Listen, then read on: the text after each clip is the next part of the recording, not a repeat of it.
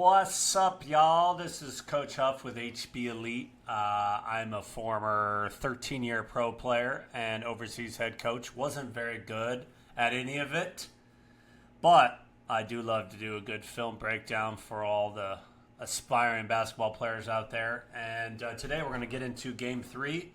I mean, we can just start off by saying what an amazing series. I mean, the intensity, the effort on the ball, the full court pressure.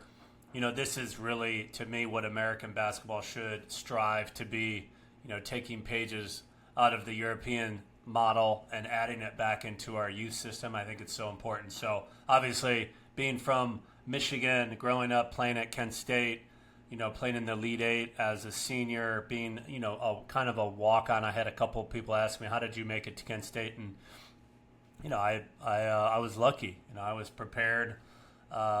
Got unofficial visit and got down there and shot the crap out of the ball, played everybody I could in one-on-one, and kind of earned a scholarship a week before school started. And that kind of propelled me into my pro career. And now I'm just having fun making film breakdowns. So, what's all that about? I would like to just kind of start and say, this series is one of constant adjustments and also force. We hear that term force. What does force mean?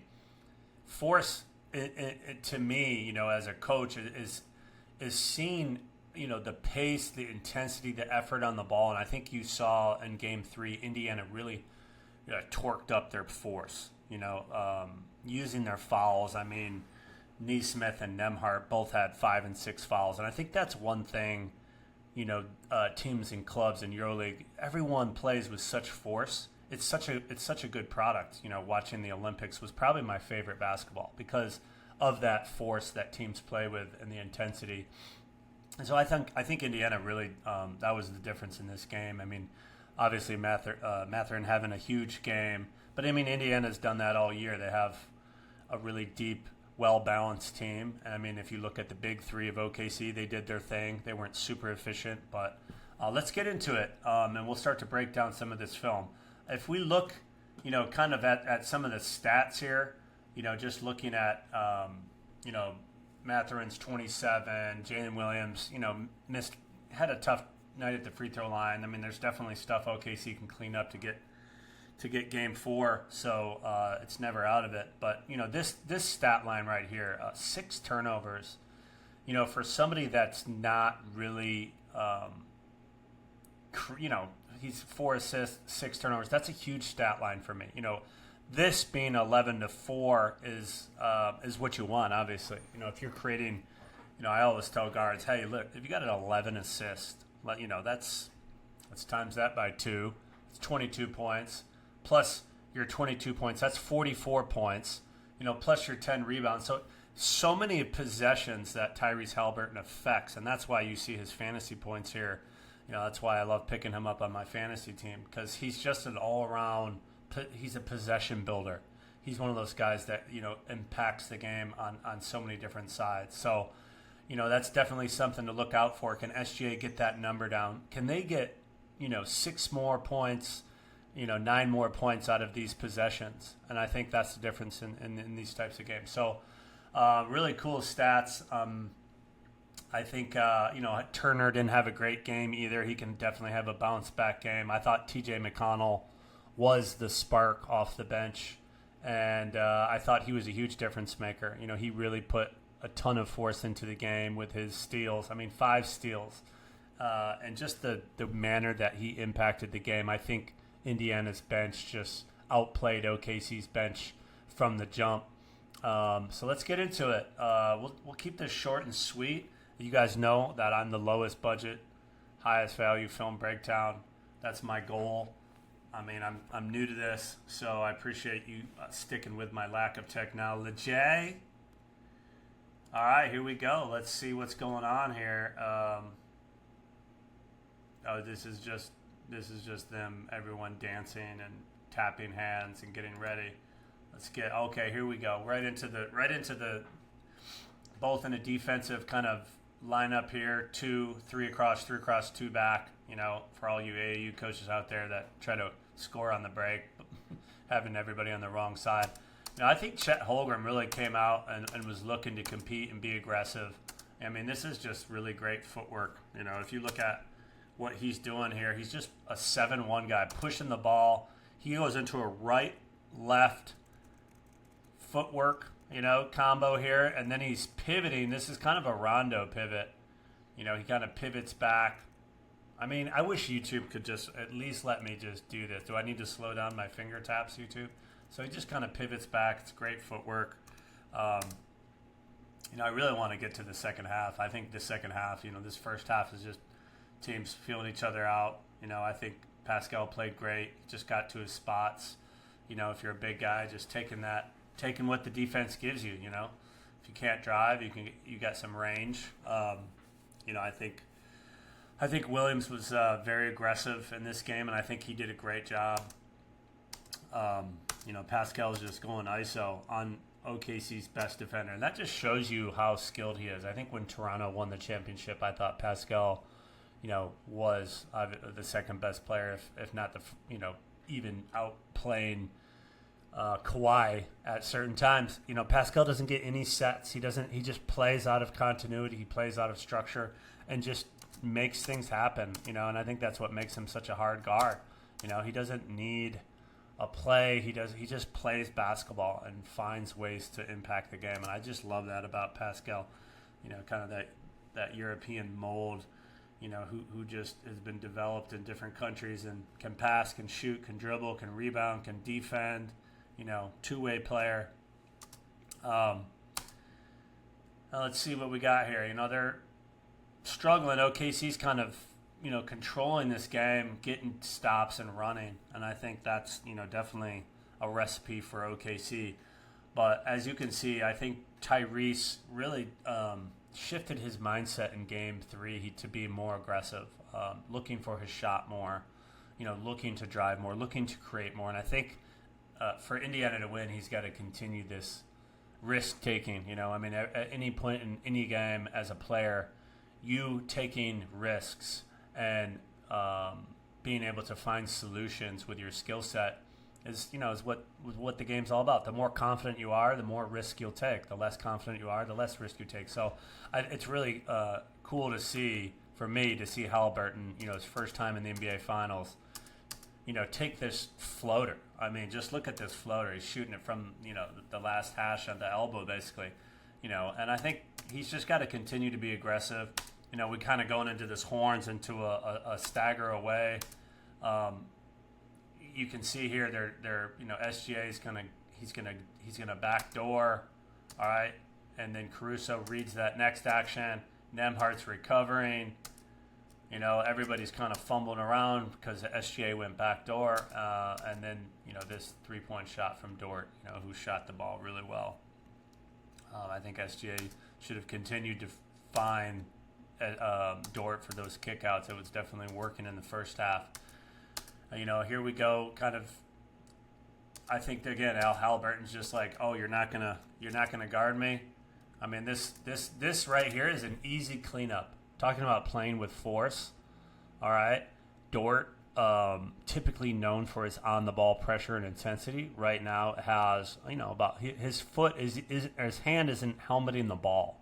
Like his left hand should be in this and put it in the honey hole, baby. You gotta honey hole. Helmet the hand. Put your hand over the ball. Make him uncomfortable. I think Dort's such a good defender. He can definitely bring more in the next game, but he doesn't, and just kind of, all right, I'm gonna shoot that thing. I think that's why he's unpredictable. You never know what he's really trying to do. Is he trying to score? Is he trying to get the offense started? I think again, this is just Dort getting a wide open shot and flopping. Really good, nice job there. They love running these kind of typically in a transition drag. The ball screens are happening on the slot right here, but I really find it interesting that they kind of run a drag just right down the middle, which then puts a lot of pressure on Caruso here. Now he's on the weak side, coming to the strong side. If Shea has to be the helper on Turner rolling. And what they're kind of in here is a drop. So this big man wants to stay kind of connected to Turner as he goes. And we're pushing Halliburton into this kind of drive into traffic. And you want to take away space. And somehow Williams has got to get back in front without giving up a lob. Caruso's stunting. But this pass right here, if Caruso comes to tag or bump, it's a really tough closeout. If SGA comes to bump Turner here, also a very easy pass. Dort should be kind of in here denying this and zoning. Let's just see what happens.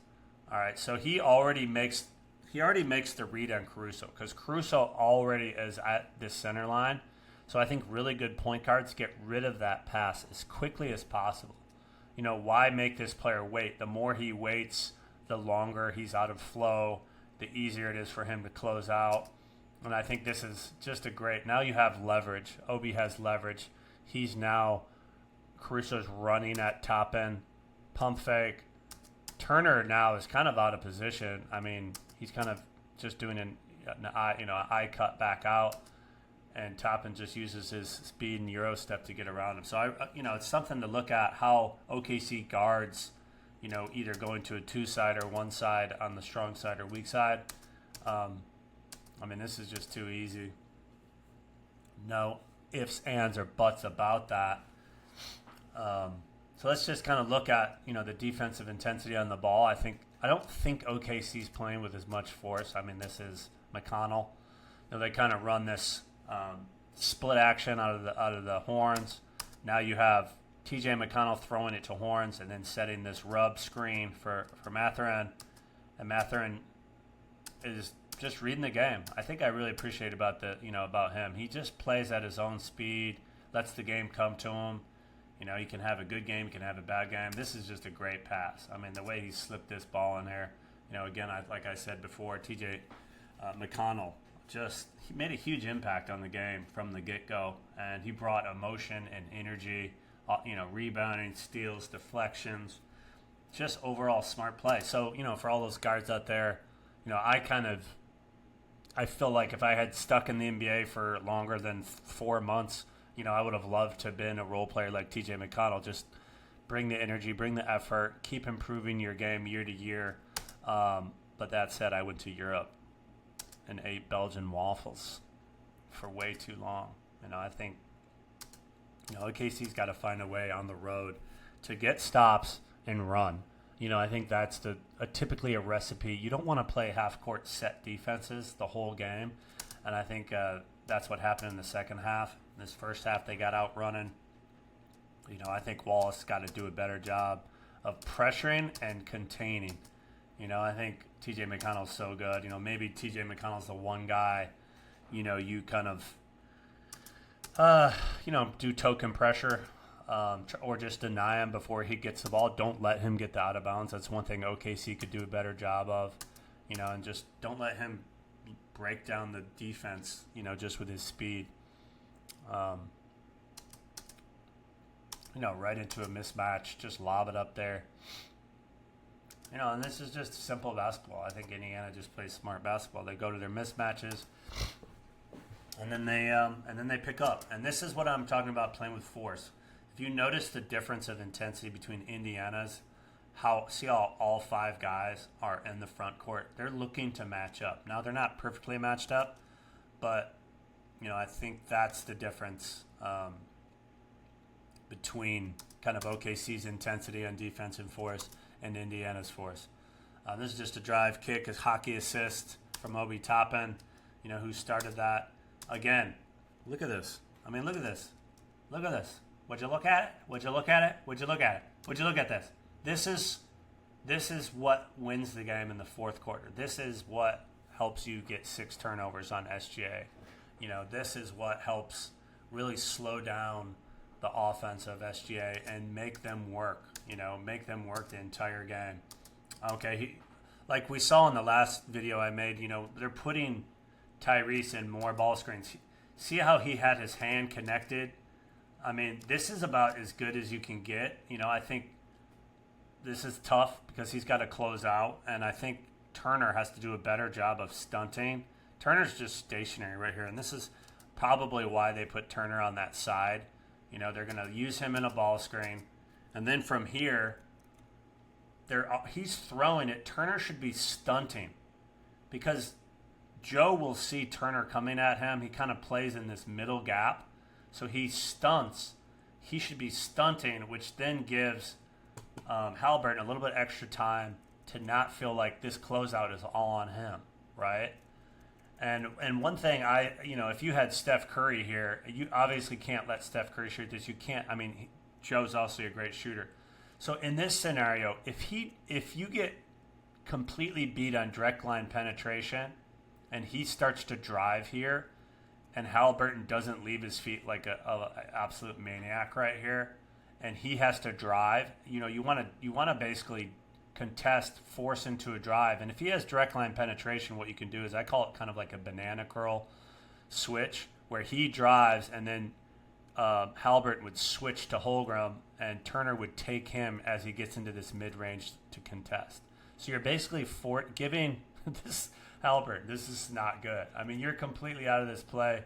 You could at least work together a little bit better on this. But this is basketball. It happens. I think that's one thing I would work on with teams is sometimes, when you have an A-plus shooter and you're closing out on him, it's so hard, forcing him to drive, using that, kind of weak, strong side help. I call it like a banana switch or banana peel. You just peel off your guy and go to the corner. It doesn't happen all the time. But this is just a great example of playing with pace, running, filling the lanes. Just great action. I mean, this is what you get for running. This is what you get when everything, all your focus, intensity, and energy is coming from that bench. It's just great. Everybody cares. Everybody's engaged, involved. And I think that's what it's all about. I mean, this is just let's just break down this. So he's rejecting the screen here. All right. So he's using this top ball screen. All right, guard to guard. So they're going to switch. Okay. And now you have Turner, who's also kind of the second person in this screen right here. So now SGA has to do a better job. Like, it's okay if you keep him on this side. You have two people on this side, right? So where is Halliburton going to go? He's not going to have any space to drive over here. So SGA just has to keep on his hip, keep pressuring him and forcing him into the screen. And I think it's hard because in these situations you don't always know where the screen is coming from. But I know that if I'm keeping Halliburton to the sideline, it's a little bit nicer because if you are aware of where your help side is behind you and you have two people on this side, it's great. Instead, he rejects the screen, all right, and is just going to shoot that little floater on the rejection. And I think that's just Halliburton getting to his bag really quick. I think we are seeing new shots from him. See, again, this top ball screen. I don't understand how Hartenstein, they get away with a lot of illegal screens. And I've seen Turner get called for a bunch of illegal screens, but I haven't seen Hartenstein or Holmgren get called for those kind of high ball screens where they're moving to, one thing for Indiana fans to really complain about. Williams has just played like an absolute animal. I loved his force. I think he played with a lot of intensity. Maybe too much. Need to relax a little bit at the free throw line. I mean, that's just the spin cycle. To get into this. So McConnell's all alone here, and I think now this is why you don't always like. I don't think drop defenses typically work, especially in the playoffs. Maybe with the regular season they do. I mean, you have a guard, one of the best guards in the drop, right? And he is attacking Nesmith. Imagine Joel Embiid or these bigger, Turner. It's just super hard, to contain when a guy has a full head of steam and he's super skilled. So if you see a big or a guard and you're a skilled, and you're an offensive player that can handle the ball and create, just have that mentality like SGA. Get downhill, spin, keep people on their heels. I love this. What we're seeing here, and I think is a focus that we talked about in the last game. You see how now where Pascal has his hand on his hip, and Shepard's getting over, so there's no split possibility. And Pascal is basically just kind of in a soft hedge. You know, he was hedging for too long. I think he did a great job of kind of like this flat hedge. You know, once he sees Shepard back in front, chest on the shoulder, now Pascal has to be aware, turn his head, find his man. You have Halliburton stunning. You have McConnell zoning. You know, I think in this scenario, I don't know if that's what they were planning on doing with Pascal doubling at the elbow, but that's just a tough spot to really double. You know, I think he did his job, and then I think, you know, he did his flat hedge, get back. You know, Halliburton was stunting, but that's just a great cut. That's why you don't stand when your defender turns his back. You cut. You cut. If somebody's driving on the baseline, on the opposite baseline, and you're at the 45 and your defender has his head looking at the driver, you cut, America. Okay, I'm done. My rant is over. Now these huge drag screens. We got an empty side here, which means you have 4 help defenders on the strong side. You know, I think this is just poor execution on OKC's defense. You know, who should be helping here? Hartenstein's in a drop. You know, Wallace is coming in. That means essentially you're going to have this guy pick up here, this guy pick up here, this guy pick up here, and then you switch with your big on the bottom. But I think what happens is Wallace gets confused on the empty side. He knows he has Neesmith, but Hartenstein's already rotating out of this switch, you know, and I think that, you know, some people call this kind of like a pre-switch. You know, on an empty side, you just let the big man take the last ball reversal, but also very hard to do in real time because you don't know if it's an empty side flow ball screen. Oh man, this is just a man. Just like, I don't think anybody in the world is better at using their shoulder to bump and create space than SJ. I mean, this dude should have literally a masterclass.com on the bump. Bump and score. Just bump and score. You know, play one-on-one in the free throw line, from the free throw line, and get 3 dribbles and just use your shoulder to bump and create space. He's just amazing at it. I take notes in my old pro self, and I think, man, I wish I had learned how to post up as a, 6'2" guard like McConnell here. Just goes right into the lane. It's just amazing how this dude gets it done. Here's another drag screen. Here's an empty side ball screen. Let's see what Indiana does here. These empty side ball screens. So he knows kind of empty side. So now you could have Turner kind of step in. He doesn't. Neesmith does a pretty good job. But, again, I think empty side ball screens are some of the hardest to guard because you don't know when you're, the helper. If you're guarding the screener.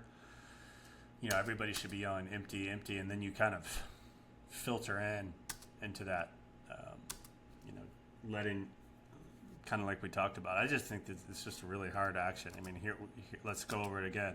Like, he's worried about Holmgren being on this empty side. So then what would happen is they didn't switch, right? So then Turner needs to come up, and then you kind of zone with these 2 guys. Like, if Dort gets the ball here and you have this kind of zone, it's okay. He can guard 2 people. He can guard 2 people. Pascal's guarding Holmgren. But instead, they just kind of let him get to his spot. And I think that, something to clean up for Indiana on those empty side ball screens. He's just getting it. He's just going, man. He's just going. He loves driving left and just putting his shoulder down. I mean, Williams is so athletic. He's just going to be such a talent. I hope Team USA picks him up ASAP. A rejection. First option for all young guards. Okay, we got this double drag, horns.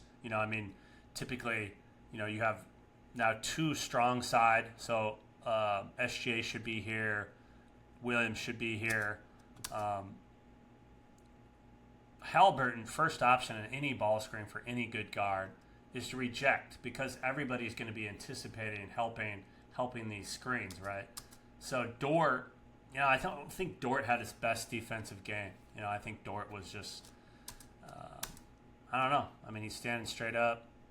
I think this is a good rotation here. He's got this kick out, but I mean, he's got a full head of steam, and what an amazing finish. Being 6'6", it must be fun. But let's get to the end. I really want to focus on the end. Oh, not that far. I think this game, up until the fourth quarter, I mean, we're at 4:51, and it's a 3-point game. So I mean, this game could go either way. I think Turner's definitely got to play more under control, like this move right here. I think they got Turner going. See how he didn't take that little jump shot? He's got a weight advantage, a strength advantage. And I think he's got to use his shoulder, kind of like SGA does. When he gets stopped, boom, he jump stops. He bumps him right off, and I think now Holmgren's in a tough spot. So just having Turner use his finesse game more, use his body more, especially on Holmgren when that matchup is there. I mean, this is just an absolute masterclass by Nembhard. Watch this. So it's just a ball screen. You have a one-man strong side, two-man weak side.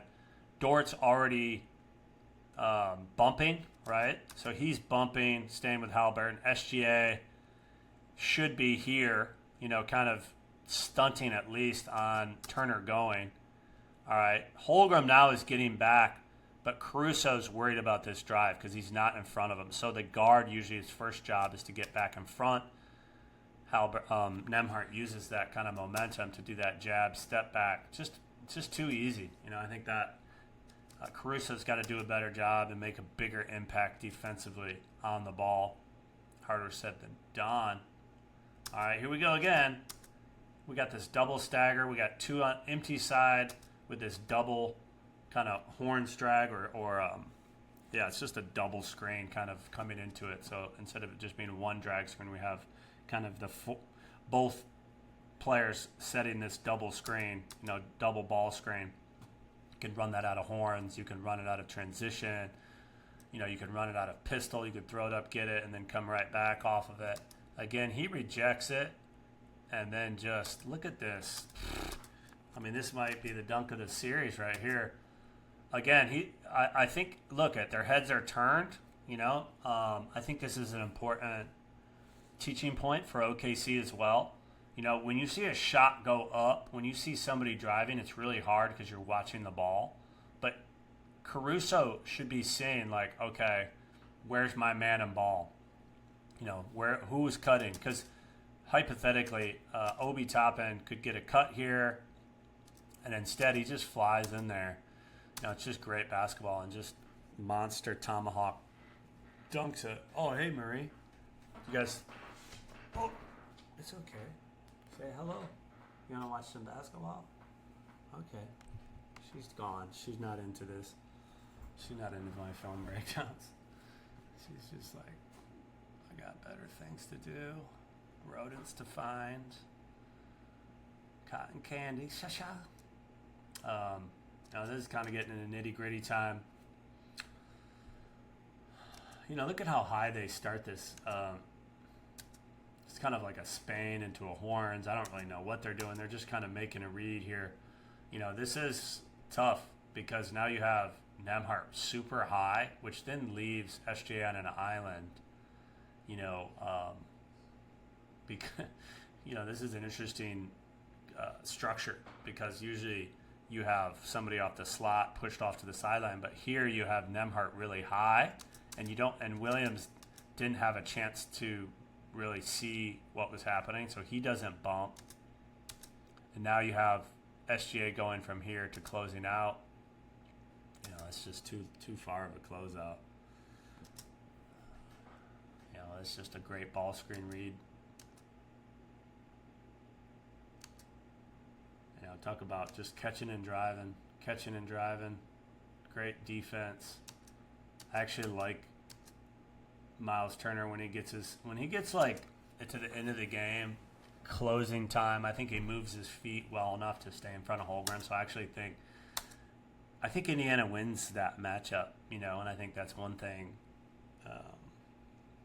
OKC fans don't want to hear. But I do think, with Miles Turner's experience, like if I had to choose between Turner and Holmgren at the end of a game, I'm probably going to go Turner. Just he's an older, more experienced player. He's a little bit stronger. He's a little bit, he can still block shots. It's quicker release, So if he is open, he can get a shot off quicker, as you can see there. Holmgren got a shot blocked, and then Turner stayed in front of him. This is a huge stop here. This is what I love about Indiana. They don't stop. They don't stop putting pressure on you. I mean, at this point, you're up 6. Most teams would bring it out. I think it's a risky move, but also a ballsy move. Like the fact that Pascal just says, "Yep, I'm gonna go play one-on-one with SJ and transition." It's just a big bucket. You go from 6 point to 8 points, and it just puts a ton of pressure on them. I think again, just the ability to keep their foot on the gas pedal instead of kind of getting trapped. Passing it around, maybe have a turnover. If they pull that out and they turn it over, it goes from a 6-point game to a 3-point game, and then they're right back into it. So I do appreciate, if your coaching philosophy is just to, don't let up, continue to attack, especially if you have an advantage. You can get an advantage, one-on-one situation with your big at the hoop, somebody that you truly trust. Your 2 main ball handlers with the ball, I think I'll take that. I'll take those odds. I'll take those odds, even though you might say, well, Halliburton's 80% free throw shooter. Yeah, but they also have to keep the ball safe, for 18 seconds. And in the playoffs with this type of intensity, I think there's a higher likelihood that Pascal will score than them, taking care of the ball in a half-court situation where they're going to trap and pressure, and try to get a steal. So, anyway, some interesting things. Like I said, I think Indiana's bench. If we just look at this breakdown. You're looking at Chet 20, Jalen 6, SJ 24, Dort 12, shot well. Wallace had 7. I think if you look at the other bench, Hartenstein, Caruso, Joe, Wiggins, they really limited, I think limiting Wiggins and Joe is just huge. I think in game 2, the bench players for OKC really got it going. So I think, honestly, whoever wins this series, it's going to be about the bench. I think both of, kind of in top 3 players for Indiana, typically going to be Halliburton, Pascal, and who else could it be? It could be on any given night. It could be Obi Toppin. It could be Benedict. It could be Nembhard. It could be Turner. So I think that's what makes Indiana a tougher guard is you have these, I don't know who the third option is for Indiana. And for OKC, they have like these roles established, and I think it'll come down to who kind of performs. This plus minus 15, plus, minus 10, Jalen Williams -9, and then you go to Indiana's bench, TJ McConnell +12, Obi Toppin +18, Benedict +16. So you can see the impact that the bench has on this game. Really, the bench won this game, which in previous NBA years, like you would never say yeah, they're going to have an impact, but you would never say, oh my gosh, the defining, I think one of the key points was the production, like the scoring production of the bench. And I think in this scenario, you're looking at it. This is the difference between a championship team and a non-championship team, and it's first place and second place. So that's it today, guys. 34 minutes of just rambling. Hope this recorded. Hope you guys enjoyed my cat, and I hope we continue to see some great basketball, and have a great day.